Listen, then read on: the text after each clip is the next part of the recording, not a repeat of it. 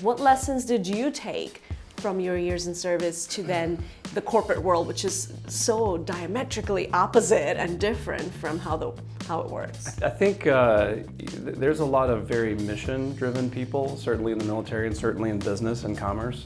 I think the difference between the really great versus those who are good, the troops can sniff out who's in it for them and who's in it for themselves.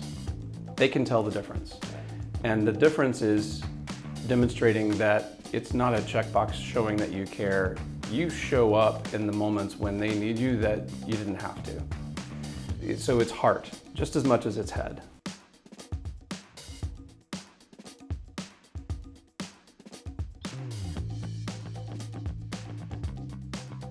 Thank you everybody for joining us again for another episode of Navigating Technology with Zeal. I'm Rashmi Jain, CIO at Zeal IT Consultants, and every week we take the opportunity of introducing you to a tech leader, an industry expert. We interviewed an author a couple episodes back. So our attempt to adding value to our daily jobs and also sharing in the common knowledge that we all gain and the expertise we gain as we go about our day is the goal of our podcast. Today, we have a very special guest in the office. I actually, thanking my lucky stars that I'll actually get on his schedule and get him to come in. This particular gentleman has been an industry leader and professional for over 30 years, a transformational leader who has built a career based on tech expertise and resilience. Today in our office, we have the Obie Award finalist, Chris Holm, ex-CIO at Perot Companies and Hillwood. Chris. Pleasure to be here. Thank you for having me, Rashmi. Thank you so much for being here today. Like I said, I'm still astounded that I was able to get on your calendar and get you here. So thank you for that. Well, it was well worth it. Now, we've crossed paths many times, different associations and industry circles. And one thing that has always come across is your professionalism and the way you carry yourself with the knowledge you have and the type of projects you mentioned you work on. And anytime anyone needs help, I know you're always the first one to say, call me, let me see how I can help. I want to learn more about how you ended here in a career, illustrious career in technology. I hope it's not ended. Where you are today. Yeah, right. Yes. I don't know that most of the CIO peers or even business leaders took the same path that I did, but I'm probably at my core, I realized relatively early on that I was needing to be an engineer of some kind. I wanted to be an astronaut growing up, like lots of kids, but in the 4th grade, I got my first pair of glasses, and you know they don't generally let astronauts with glasses fly or pilot. I decided basically that I was going to go to a school that specialized in engineering, and if I couldn't fly them, I might as well build them. So I majored in aerospace engineering, but I only applied to the 3 military academies of the United States: West Point, Annapolis, and the Air Force Academy. Why only 3? I wanted to go to some place where they were known as leadership factories. Right. They were going to build well-rounded young men and women to serve the country, and I just felt inspired to follow in that path. And it was, I still wonder why my parents let me get away with only applying to those 3 schools, but I got in. So, And this is right out of high school. Straight out of high school. You're making a life decision. Pretty big life decision. Any background in the armed forces in your family? My grandfather was a master sergeant in the U.S. Army Air Corps before the Air Force was formed. But my dad, with some medical shoulder issues from playing football, basically had some deferments and did not end up getting drafted, but I mean, he would have been drafted into Vietnam otherwise. Okay. So bottom line is there is a history, but not a super long one. You know, family came to the United States in the early 1900s, and we've been here ever since. So I was looking for a place that everyone was expected to excel. Everyone was expected to learn how to be a leader. And that's what I somehow just knew I wanted to do. Right. Engineering and hard science, STEM, was very attractive to me, but more leadership and learning how to do that was the most important thing for me. And so starting off, I went into the Army for a minimum of 5 years, muddy boots, being a combat engineer, which is basically an infantryman with a shovel, and spent a year of that living in a tent in Bosnia, going through minefields and building and protecting forces and driving somewhat dangerous roads. And luckily came back with all my troops. Nobody got hurt. Nobody got anything worse than that. So it was a pretty formative experience. And I can imagine. But in my latter years in the Army, and I was not having muddy boots. I ended up as a general's aide for a 1-star, the chief engineer for the U.S. Army in Europe. And in that time was the first time that I saw really a technology that actually could change the way we did our business and our operations. And I ended up building an access database to help track some information that he needed to keep track of. And that's when I kind of had my first taste and said, there might be something here that I haven't really seen before. It's not a spreadsheet, it's not an email, it's something else. Right. And in the last job in the Army, ended up taking that and basically building a whole application for my team in the last job. It was doing disaster relief in Puerto Rico in 1998 when Hurricane George swept across the island. The job of this particular unit was to restore power to water treatment facilities, hospitals, clinics, the mayor's offices, to recover that island and get it back on its feet. Well, tracking all that information before I got there was pencil and paper. Oh my. I turned it into an access database and distributed it, and then they used it later on as the model for how they were going to do it for FEMA. So it was those little experiences. I did take some computer courses. I took some programming, but it was more of see a problem and go solve it. Solve it. And that's when I realized, oh, this could be something that other people do that I could do. And when I interviewed with Arthur Anderson and told a couple of those stories, they said, you're a mini CIO. And I said, a what? A mini what? And they said, come join us and we'll teach you how to be one. Right. That's quite literally the words. And I said, okay, well, I really like this. So maybe that's what I'll do. Incredible. And consulting career followed. After 10 years of that, said, oh, let me go see if I can figure out if all this stuff I'm telling clients to do, if it actually works. Yeah. How does it work for real? Right. When I went to TXU, did that for a couple of years, and it works. It actually does work. Right. With the right, leadership skills, you can build it and maintain it. So that's what I did. And after not even 2 years, the phone rang, and it was Ed Hunter looking for the CIO for Ross Perot's businesses, the Perot companies in Hillwood. And at first I'm 38 years old. I've not been a CIO before. Why would Ross Perot Jr. want me as a CIO? Right. And they said, well, actually, you check a lot of the boxes. So that's where I ended up for 14 years, way longer than I thought it would last. Right. And it did. And did, yeah. That speaks volumes. Well, thank you for your service from the bottom of my heart. My honor. What was that first taste of leadership like? Was it the muddy boots, communication, coordinating teams and coordinates, being in such extreme stress situations and having people depend on you and your job? Was that the first flavor? What was the? Well, luckily, you've already experienced quite a lot before that happens, because that would be kind of overwhelming. But I would say the first taste of real leadership was probably in high school. Okay. Right? I mean, activities, clubs, sports. I was lucky enough to be selected to be the drum major of the band, and that was kind of a high-profile position. Yes, very. There's only one, and there's 175 kids on the field, and if I messed up, everybody knew it. That's a lot riding on that role. Yeah, it is the bright lights. Friday Night Lights in Texas, it's a big deal. Big deal. We have kids in bands, so I know exactly what you're talking about. Yep. So I guess even building on that, though, all through school, all through West Point, they continually, first you learn how to be a good follower. I'm not sure any of us could be a good leader if we don't know what it means to be a good follower first. So I think no one just jumps the line and jumps straight ahead. They probably understand what it's like to get a bad instruction or bad guidance, as well as good. And you start to differentiate and figure out, here's what the good leaders say, here's what I don't want to do. And it's just as important to figure out what you want to emulate as the things that you want to dismiss and say, I don't really want to be like that guy. Right. And so by the time you end up, deploying for real, where it's a real combat zone, you already know your troops, you already know your leaders, and you already know what to do, even if you don't know exactly what the situation is going to be. So I think that experience in Bosnia was not, it wasn't that hard because everything else had built up to that. Right. We were just continuing to do what we'd been trained to do. It's interesting because that's years and years of professional life out there with people getting their first jobs and figuring out what their management style is, That's right. who they are, the self-awareness with the other people's management style and how you Right. work with others. And all of that just got very concentrated and condensed for you Right. at West Point. And by the Right. time you were out in Bosnia, you If were you're 22 years old and you're in charge of the Yes. lives of 28 other, right. of America's finest, it is a lot of responsibility. But the fact that they'll trust you with it is not, it's not meaningless. They'll Right. trust you with it, but they also have trained you to be able to do that.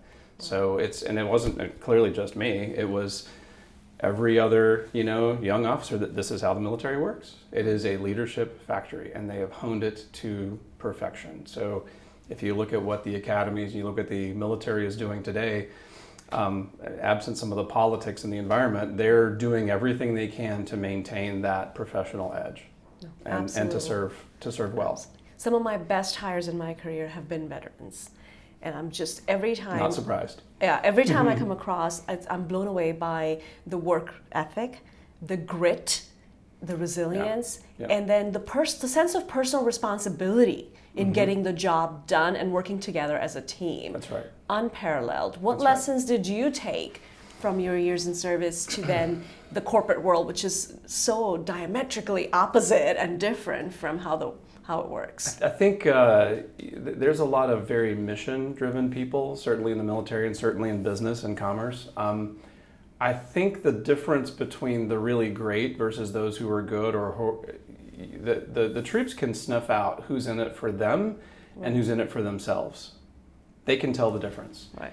And the difference is demonstrating that it's not a checkbox showing that you care. You show up in the moments when they need you that you didn't have to. So it's heart just as much as it's head. And I think the difference for me was it became very authentic, but again, you witness inauthentic leaders, even in the military, and you realize, oh, yeah, that's not the way I want to come across. Right. So it is a laboratory constantly. You're seeing all kinds of good examples and even a few bad ones, but I'll tell you, some of those not so good ones stand out when you think about them, but you also remember who was really great at it.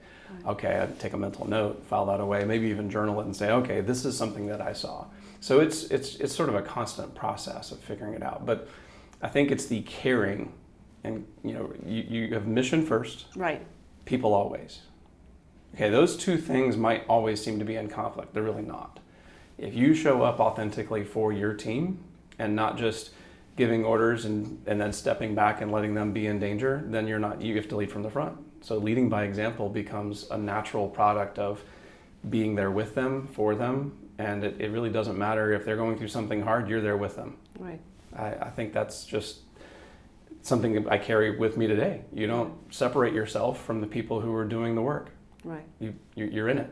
Right. That's Absolutely. the only way I know how to do it. Yeah, that's how teams show up when there's that crisis at midnight and everybody's on a call trying to figure things out. That's right. They don't show up for the company or the project. They show up for their leader. They follow leaders. And you set the bar Exactly. high, and people will always step up and meet it, but you have to do your part Right. in being that leader. So it might not be a traditional path into IT leadership, Right.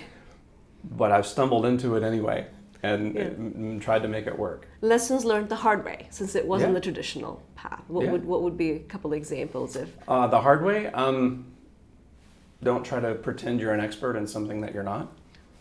That wisdom comes with so much experience, doesn't it? Does it? Well, we can all be really curious, Yeah. and you can be really smart, but don't stand, don't stand in the moment and try to fake it until you make it. Right. There is an aspect of that. I will even say that it's ironic I'm saying this to you, but in consulting, sometimes you have to convey that you understand what someone means. Project the image of confidence, right? Correct. Yeah. So I still look relatively young, but when I was just coming in 1999 I and can't did consulting, even imagine, yeah. I would get these looks of, the grizzled IT veterans say, "What do you know? You're some kid." And I said, not exactly a kid, so let's keep going. Let's keep so I had to going, find yeah. a way to Right. get them to say what they needed to say. Right. And inspire some confidence. And it was, here was the difference, I think, Rajmi, was it wasn't the beauty of what I said, it was the nature of the questions that I asked. It was the intensity of the listening. That's what gained confidence from a client and later on other executives and people in the business. I'm listening really carefully and then asking really good, hopefully insightful questions. And if it was something that I didn't know, I would just say, I don't know about this. Can you tell me more? Right. What happens next? Right. Okay, how do you know? And before you know it, you have a discussion and I've really learned, and then you just repeat it back. Right. And make sure that you got it right. Right. So I guess that's one thing. The second might be that you really can learn anything, but you have to do the work. You have to actually do the homework. Right. So that when you show up in the moment at the office or in the meeting, if you're not an expert, you're at least competent to speak to it. And you don't have to be the expert. Right. But every once in a while, someone will introduce you as the expert. Well, be humble. Right. And there's always somebody smarter than you on something. Right. Always. Always. So, don't hog the spotlight. Be humble. All of those things. But learn. Right? Use every moment and say, I don't have the answer to that, but I'll get back to you. But I'll get back to you, right? That's probably the most underused phrase. Yeah. It could be used a lot more. Yeah, I think there's so much focus on, thumping your chest and showing that you're the expert and, tooting your own horn. And I feel like it gets the humility. Mm-hmm. And I think true leadership and true knowledge comes from that. I think you will notice in a room full of people talking the least, and they speak up, what they have to say holds value and is relevant. So I think a lot of young professionals can learn from that. But speaking of learning, right, I think we're in an industry that is definitely continuous learning. There's no stopping, and especially now for the past 3 to 5 years, the landscape has shifted so dramatically. It is very much shifting. Yeah. We are seeing a lot of movement in the CIO space, the roles being held by the type of people being held, industry barriers coming down a bit. From your experience, what type of learning do you recommend our peers, not people just starting out, and we'll get to that question next, but our peers, what do you recommend from a learning standpoint for us to be in that room and have the knowledge that it takes to make decisions, right? Because that's where we don't have to be hands-on experts, but we have to know enough to make solid, relevant decisions. So when you're discussing things like a strategy around, let's say, the highly used word these days, AI implementation of some sort, right? Yeah. What type of learning do you suggest to our peers? I think a lot of us read quite a lot. Now, it isn't just that you read, although that itself is most important. How do we learn? We ingest information. Well, so you read, you listen to podcasts, you go to conferences, you see and hear the words, and then you try to internalize and apply them. I think that's the process more than anything else. So I've used a lot of the research agencies, Gartner in particular, but there's lots of free materials out there too. Newsletters from whether it's CIO Journal, from the Wall Street Journal, but there's phenomenal free podcasts that you can listen to people. And the funny part about it, once you tap into these things, there's 10 times more material out there because they'll recommend it to you. You'll hear about the book they read. You'll hear about the concept. Especially for the rabbit hole kind of person, you can go down some pretty interesting paths. You could go down for a while. You really could. So I think at the leader level, you need to understand big ideas and big concepts, and make sure that you have a handle on here's what's happening, and then try to figure out, is this real for me? Is this real for my industry? Is this somebody else's thing that eventually will come around, or is this something I need to do now or yesterday? Right. And you can figure out the relevance from that. And so AI, of course, being one of those topics, well, okay, which kind? Applied in what way? Those are the kinds of questions. It's not just, is AI happening? Yeah. How do we apply it in a smart way for our organization? That's the nature of the question that I think I would ask. And so you're not going to get that from one book. You're not going to get that from one podcast. You're not going to get that from one magazine article. It's the process of distilling it down. And I think probably the most limited resource in the world is time. So true. And so you have to figure out, what can I listen to, what works for me, and what matches my style. So, we all, at least in Dallas, or no matter where you live, you probably have to spend some time traveling somewhere. The daily commute, the travel. How do you plan to use that time well? To listen, to digest. And I don't think it has to all be about tech either, by the way. I think it can be a wide variety of things, but you need to be up on current events, what's happening in the world, and you're going to pick up some technical themes, some technology themes along the way through that. I'd say the other one is talk to your peers, both within technology, but also in your business, in your organization, in your industry, and listen and see what they're doing. Right. And some of them will be happy to tell you what they're doing, pounding their chest or whatever. They'll tell you about all the successes they're having, and you'll get to figure out whether that's something you need to do or listen to or not. Some things you have to do, and some things you get to choose to do. Plus, I feel like with the AI implementation, it's such an intersection of business, subject matter expertise, and tech, more than some of the other projects have lent themselves to in the past. What are your thoughts on that? It's truly a product. It's going to take a fusion of all those different elements of expertise. As important as our technology teams are, they will not alone solve this problem, or solve the problems or the challenges, or meet the occasion. It's a team sport. Right. It's just that the team is now broader. Yes. It's going to be more cross-functional than it's ever been. Some of those things I look back and I think, hasn't that always been the way though, right? Yeah. It's not a new idea. It's not a new idea. Just even with AI, right? You're looking at the MIT study that came out and said something to the effect of 92 or 95% of AI projects are failing. Yeah. And there's a huge amount of research now going to the why of it. And I was like, well, if you've been in the industry any amount of time, every project has failed at a certain rate, right? Was it 70, 80% was the average? Any technology. Why would this be different? Right, and the larger it is, the more you're trying to change, the higher the stakes, the higher the percentage is going to fail. So we've done this many times over, many large-scale projects. What are those lessons that still hold true towards the success of an implementation that goes well? So there's a lot of hard science about managing projects, but mostly what we're talking about is the software. And I'll just say this is the hardest software to upgrade, right here. Right. There's no disputing that the people and the hearts and minds and getting people to understand why and what and how we need to change. Changing habits is hard. What's it, 21 days of continuous effort? That's what they say. Just for a small thing. Just for a small thing. Just for a small thing. But we're talking some big things, and you add in all of the FUD, the fear and the uncertainty and the doubt that comes with what happens to my job, my livelihood. Is this the first nail in the coffin for my career? People are really going to worry about that, and they will find a way to resist a change that they think is bad for them. Right. So we as leaders have to think about, how do we make this something that can be good for their career and help them understand that even on their own? And so some of the biggest changes that I've seen happen with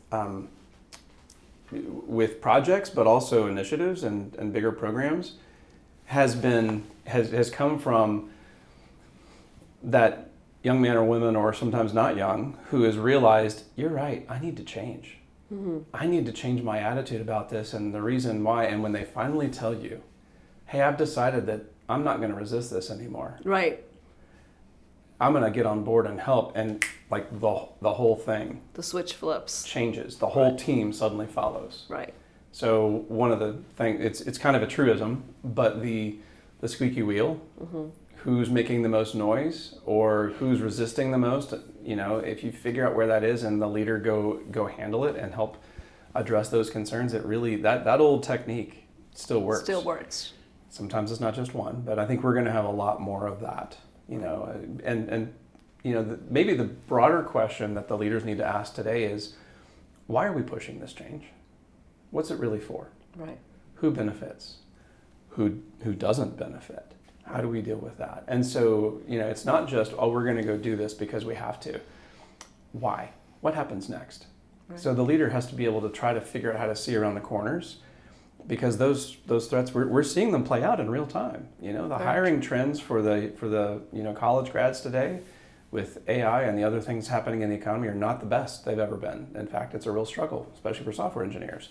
So how do we figure out, look at what we push for and look at what's happening. Right. So I think that's where the reading and the analysis about what's happening makes us aware of, this might be a better way for us to go. And we can figure out what would work for our organization, our team, and help our people. Again, mission first, Right. But people always. People always. We have to keep them in the center. So keeping with that theme, what is your advice for people that are young kids that are exploring their careers in technology? It used to be a very linear path, right? You were either going to be... Mine was linear, but like this. like this. But you're either going to be a techie, or you're going to start off as a techie and realize you do like working with people enough to go into management, and that you can make things happen in a different way. Yeah. So today, with the landscape having been changed, and I was listening to somebody talk yesterday, somebody at Google, and they said that the new criteria for evaluating software professionals and developers is to look at their GitHub star rating. Their contributions that they've done individually, independently. Both volume and rating. And rating, exactly. Yeah. And so I thought, well, it makes sense when somebody says it, not traditionally in my hiring process how I would have approached it, right? Might not have even occurred to ask. Exactly. Right? So what's GitHub? What's your advice if you're looking to hire, because you're on the other side of the table often enough now? Yeah. Rashmi, one of the best pieces of advice I ever got in the career was actually while I was still in the academy, and I can still kind of remember the moment. I wish I could remember his name, but it was in a class. And at West Point, almost all the professors are actually military. So they are officers that you salute when you're outside the classroom and all that. So this was a full bird colonel, meaning he had been in the Army a minimum of 20 years. Wow. So compared to us, he's old. But he actually said, and this was ironic because I think it was almost in a humanities class. It wasn't in hardcore engineering, but he came from that background. And his advice was, when you're young, because we were all at that point trying to figure out what are we going to major in. Right. You have to pick that by your second year, and then by your junior and senior year, of course, you're in it. And his advice at the time was, when you're young, go as technical and challenging as you can handle. Go as deep into something really hard as you possibly can. I was at that moment wrestling with, do I pick aerospace, mechanical engineering, which was really one of the hardest majors you could pick. Maybe only exceeded by the nuclear engineers, right? They're the only ones who had a little bit harder, I think. Or was I going to go software? And I actually kind of really at that time liked the geophysical sciences, like Earth. Basically more not so much geography, but tectonics and how does the world work. And I really liked both for different reasons. They just both spoke to me in different ways. And after that, it almost kind of set my path towards the hardest one that I could handle. And I found the trunk with all the old schoolwork, last winter, and I looked at it like, man, I was really smart, because I'm looking at this and I'm reading my own handwriting, and I said, I have no idea what that says. Right. And it's really complicated stuff, but and I did all of that. Yeah. But his message was, pick something really deep and challenging, and later on, when you're going back for a master's or a PhD, it will broaden out, and you'll be able to apply broad skills. But once you go deep, you can broaden later.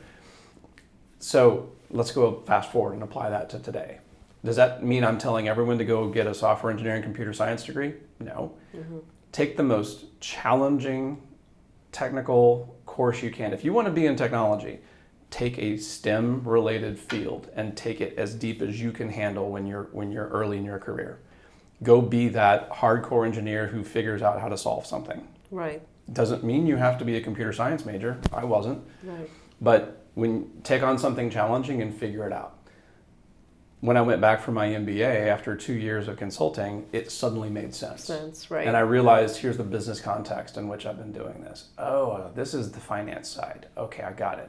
And then keep broadening and adding on leadership experiences. You can still go back and go deeper in another field if you want to. Right. But if you want to be a leader, start by being technically competent, and then broaden out to figure out how it is that people in businesses and organizations work. Right. That's, to me, I think the lesson is, it's much harder to go technically deep later. It's much simpler and more natural to broaden it out as you get more mature. That's such sensible advice, because we've talked to so many different leaders, and somebody in one of our prior podcasts said that it doesn't pay well to go super deep as a career professional anymore, because a lot of the deep research, but to put a perspective on it, to start your career super deep and have that core expertise, but then taking step backwards to look at it from a up. bigger picture, Right. and say, what else can I do with this? So you're always a techie and a core engineer at heart, but then you can apply it to business or information systems or law, whichever field you want to go into next. And so I saw this happen for real as a CIO, is that any of the teams, any of the sub-teams or professionals, engineers on my team, I could go talk to any of them about what they were doing, and it didn't mean I understood immediately what they were working on. Right.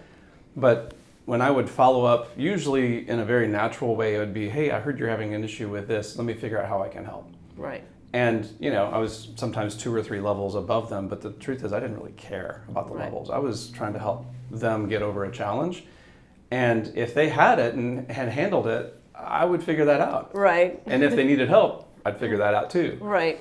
But I think they appreciated the fact that I didn't try to pretend that I knew what they were talking about. I let them explain it. But I could, again, ask a good question, have a follow-up, realize something else. And if I said, what if you had this instead? And they'd say, well, actually, that wouldn't work. I already tried that. Oh, okay. What about this? Oh, I hadn't thought about that. That might actually help. And so just the conversation allowed me to not only demonstrate I cared about them, but also help them solve their problem. Again, coming back to those 2 core principles, solve the problem, but take care of the team along the way.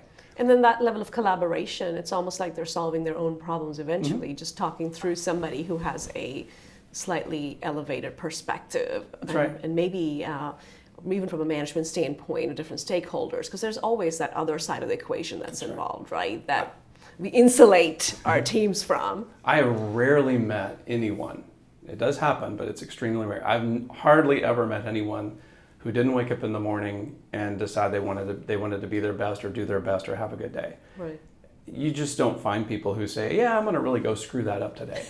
That's not something that happens, right? I believe people are innately good and are going to try. Right. They don't always succeed. And so our challenge as leaders is to figure out why. Why is that? What happened? What happened? And maybe what they are seeing as their challenge isn't actually what they thought it was. Yeah. Not sure.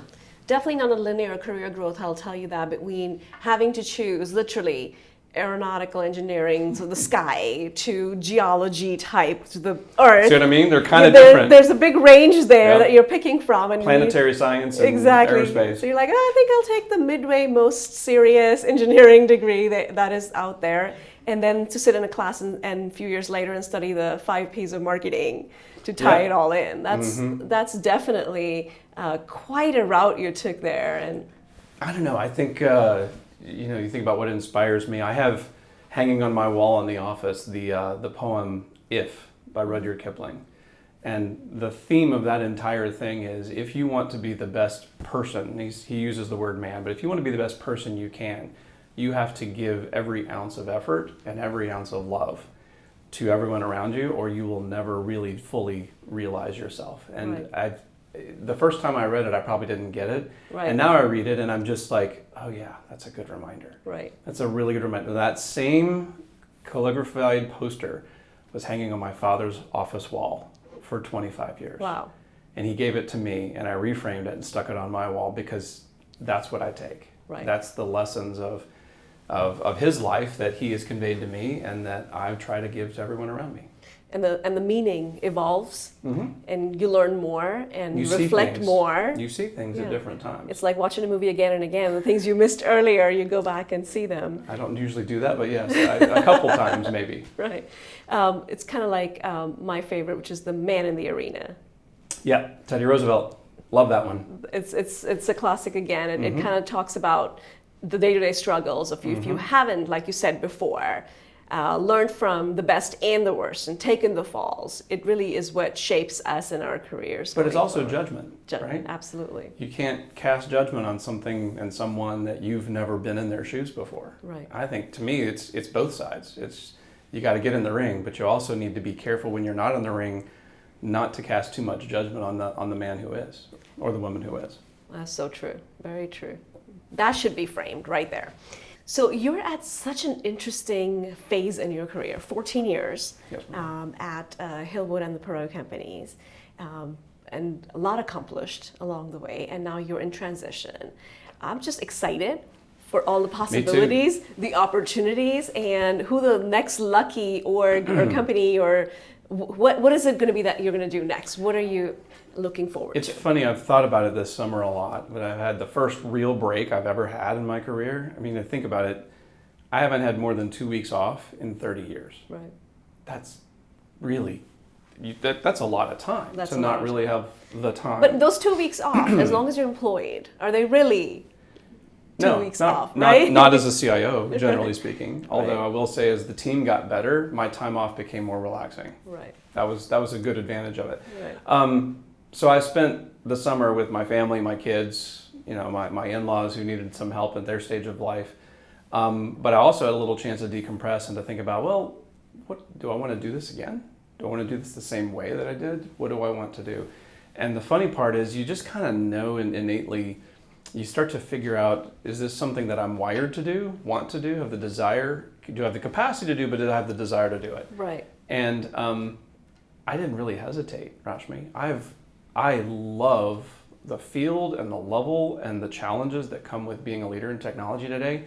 So whether it's called CIO or Chief Digital Officer or whatever. You can swap the titles out, right? The titles mean something, but they mean something in context. Right. And so, but do I like the nature of leading people solving technical problems? Yes. Yes, I do. And so I'm looking for roles that are as doing what I've done, but going even further.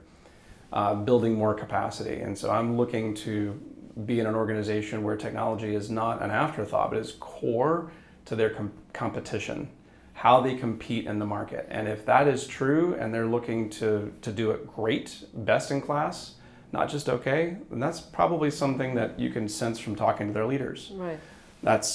They've probably already done a few things Right. to demonstrate that. And so I'm not sure exactly where I'm landing. I got a couple of good leads, a lot of irons in the fire, but I'm looking to do something great, and I can't wait to see what it holds. I just don't have an answer for you yet. Any preferred industries?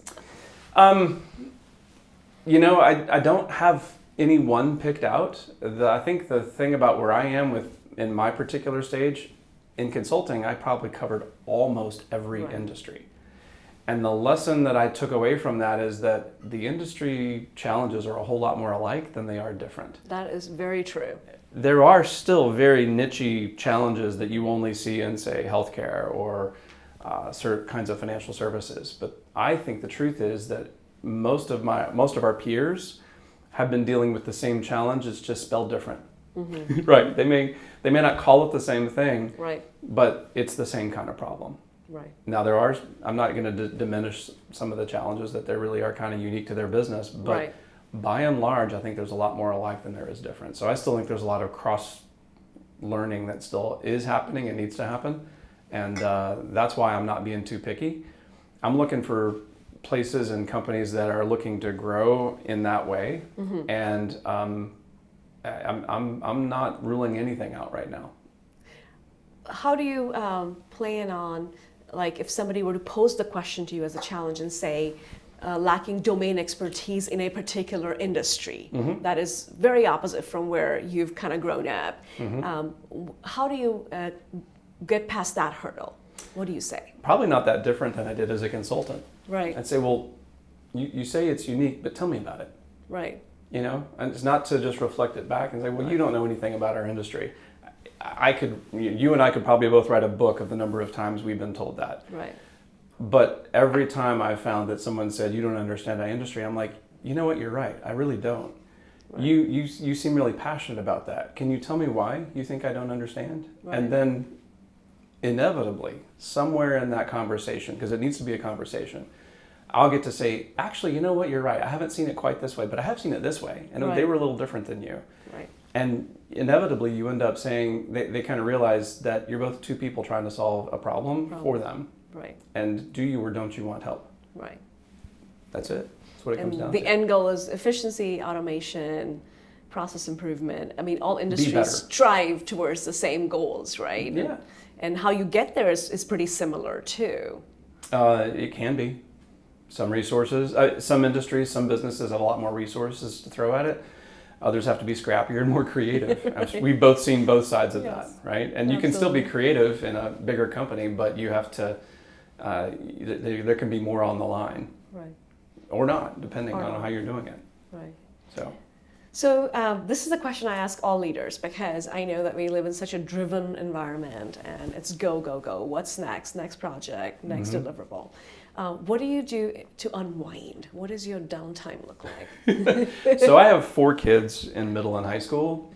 There's not a lot of downtime. Yeah, I agree. There's just not a lot of downtime. But I do like to read, not surprisingly. I like to watch a good movie every now and again. If I had to name a hobby right now that's actually kind of like, oh yeah, that's kind of on the nose, I'm a drone pilot. Okay. So I bought myself a little drone probably 5 years ago, and I will tell you, yes, it's technically challenging, but it's also just really cool to just go in the backyard, put in the battery, turn everything on, take off, and fly around town. Right. Now, there's no audio track, but there have been a couple moments where it's been kind of fun, where there's a green belt right behind us, and I'll practice flying at about 3 feet off the ground at about 25, 30 miles an hour. And I'm telling you, through that video screen, you feel like you're in Top Gun. I was going to say, that must be a really cool video. And you see it go by, and I'm like, okay, I just need the soundtrack to go with it. Right, or Jurassic Park or something like that. You're like going to the foliage. It feels cinematic, but I'm just trying to like maneuver. And again, it feeds that I wanted to be an astronaut as a kid. Yeah. I wanted to be a pilot. Well, this is kind of the next best thing. Right. I'm not in the aircraft. Yeah. I'm not in danger. It is, but I'm not. Right. So it's funny, I was doing that exact thing. Yeah. I was flying at high speed across the grass, 3 feet off the ground, toward myself. I could see myself in the frame, and one of my boys came up and interrupted me at the exact wrong second, and I crashed it into the fence. Oh, no. And I heard the crunch, and I just said, oh my God, I've killed it. The drone is named Maverick. Okay. My kids named it, but the drone is named Maverick. And so the next challenge would be like, okay, can I fix it? Right. Hardcore engineer, not going to give up. I had to go buy a soldering iron because I didn't have one that would do the thing. But bottom line, I had to figure out the parts, order the parts, put it back together again, and he flies again.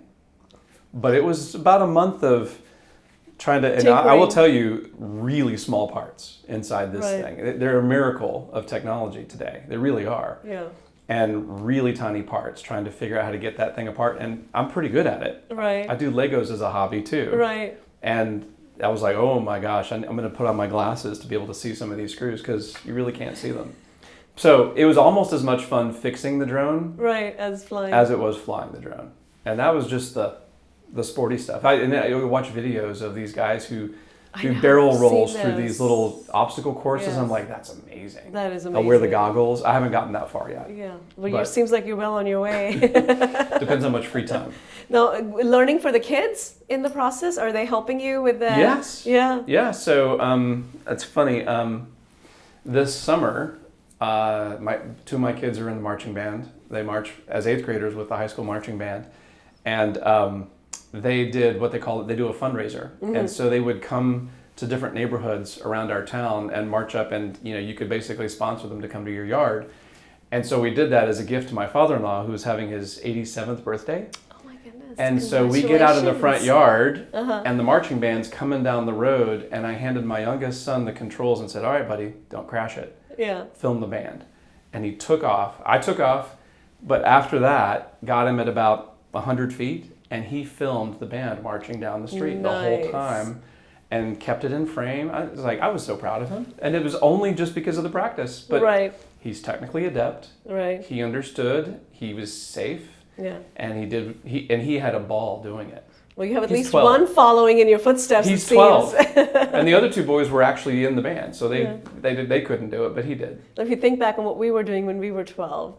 Right. If you had told me that I could have one of these when I was 12, I would have been over the moon. Yeah. I can imagine. So I can imagine. It's just, it's not much of a hobby, but it's just enough. I would love to play more golf. Yeah. I can play golf, but I would love to play more. There's just not a lot of time. There's not a lot of time. I agree.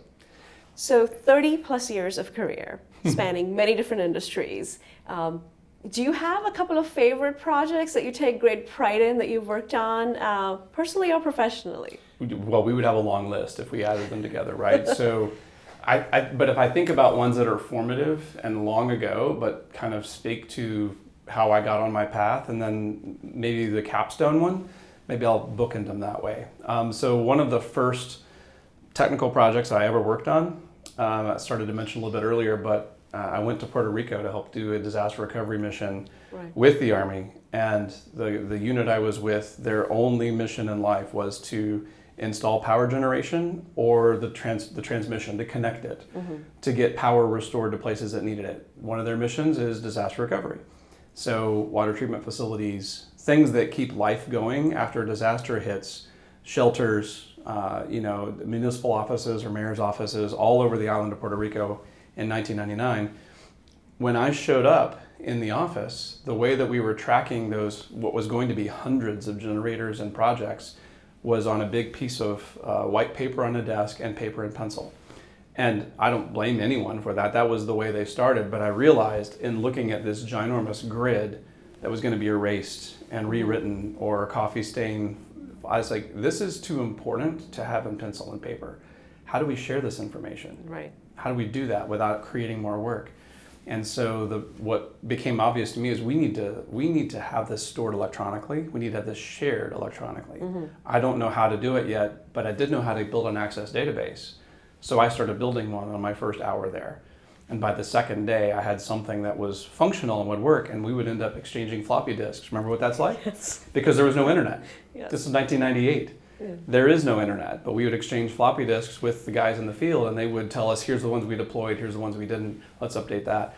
And that became the model that FEMA and the Army Corps of Engineers based their later information system on, and now it's satellite enabled, web enabled, and totally high speed and real time. And at the time there wasn't such a thing, but at least I got to contribute in setting a foundation for it. Wow. So that was pretty formative, and that's when I realized this IT thing can be powerful. Yeah. And a lot of people patted me on the back for it, but at the same time I realized I think I want to do this. Right. Fast forward to 2024, AI is now changing everything about business. And the thing I realized needed to happen is that if we were going to use AI at the pro companies, we needed to figure out what it meant to us. And it wasn't going to be a technical challenge. Right. It was going to be business. So with leadership involvement permission, I said, I need 25 or 35 people to come join an AI task force. And let's go figure out how the AI works. Let's get everyone trained on the basic tools in a secure, trustworthy way that they don't have to just go out to ChatGPT. They can, but let's get some real data. Right. Let's get some real tools inside our network. Structure around the strategy. And let's show each other and train each other on how to build it. And so instead of 35 people, I got 70. Oh. I got 70 volunteers across the entire business, every division. Nominated a handful of people, and we met weekly, and we would do training. That's a rigorous schedule to meet weekly. Yeah, well, it was structured. Right. I had to structure it and kind of drive it, but the conversation became more natural of, okay, who's tried this? Can I get someone to try that instead? And then by the end of it, I said, okay, I was doing a lot of the work, but having the team involved with actually figuring out, here's the kind of problems that I think we can solve in our group and our team. Here's the risks that I see. And by the end of it, we had a list of use cases that we wanted to build, some of them live and in action because they were simple. But we also had a policy. Right. We had a governance structure. Here's the guardrails that we want to enable. Yes, we want to do this. Yes, we want to fund this, but here's what happens and here's how we control it and make sure we don't, go off the reservation. And that became probably one of the capstone projects I ever did there. Was getting that started was really hard because it was very undefined. But it also became, here's what we think we should go do. And all that was, Rajmi, it wasn't all that technical, although we did some technical things. It was getting the people engaged from all across the board. And here's the most amazing part. The people that they picked were generally technically astute, but knew their business. They were inspired already, and they really wanted to do it right. And that they became the seeds that later on I knew advocates. Things that would build up around. It was IT led, but it was really grassroots from them. So you have the three critical components, right? You've got true advocates, you've aligning the vision of the business with the purpose of what you're about to deliver. And then to wrap it all up, there's a roadmap. So there's a direction. There was a plan. It wasn't a very sexy plan, but there was a plan, Right. and it was at least the start. Yeah. And you don't even have to be all that articulate. You just No. have to say, here's where I think we're going, Right. and here's how we're going to get there. Right. And I think that's often enough to get people moving. Now, what are some of the social causes that are close to your heart? I know you spent an incredible amount of time and effort when we were part of the Inspire group.